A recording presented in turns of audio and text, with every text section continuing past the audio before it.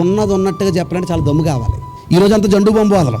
ఏడు జండు బాంబు బాధలు ఉన్నారు. అమ్మా బాధలు ఉన్నావు తల్లి, సమస్యలు ఉన్నావు తల్లి, అప్పులతో నలిగిపోతున్నావా, దేవుడు రాత్రికి ఏమేస్తాడు?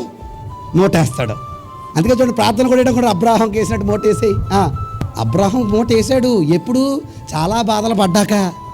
మరి నీకు నాకు కూడా చెయ్యాలంటే మనం ఎన్ని పడాలి, మనమేమి ఎదుర్కోవాలి?